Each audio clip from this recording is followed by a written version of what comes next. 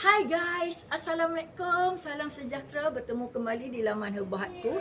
Hari ini Kak Syima nak sharekan dengan anda satu lagi koleksi laman Herbahatku, iaitu pokok atau buah terung asam Sarawak. Ini dia pokoknya, terung asam Sarawak. Okey, buah dia kalau yang masak dia warna kuning, yang muda ni warna hijau lah. Dan pokoknya agak besar macam pokok terung, adik-beradik terung biasalah kan. Dan dia agak besar ya, parasnya dengan saya. Dan kita tunjuk buah yang besar sikit. Ni buah dia. Kalau nak yang besar ya. Memang besar lah. Okey. Cara nak masak terung ni ialah anda campurkan ke dalam gulai. Gulai lemak ke, gulai asam rebus ke, gulai asam pedas ke, gulai ikan ke, ayam ke, seafood ke, daging ke, apa-apalah.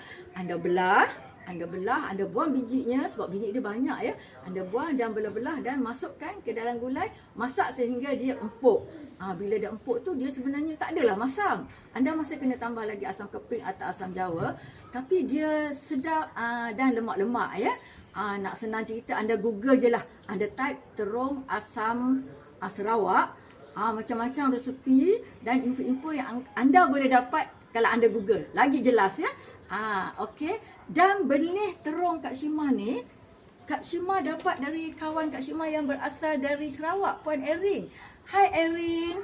Terima kasih Erin kerana memperkenalkan Kak Syima pokok buah asam terung asam Sarawak ini. Dan kepada orang Sarawak semua, hai. Okey, itulah dia perkongsian Kak Syima mengenai dengan pokok dan terung sayur buah ya. Terung asam Sarawak. Inilah dia. Ini sampai dah terlalu berat ya buah dia. Okey, bye. Assalamualaikum. Salam sejahtera.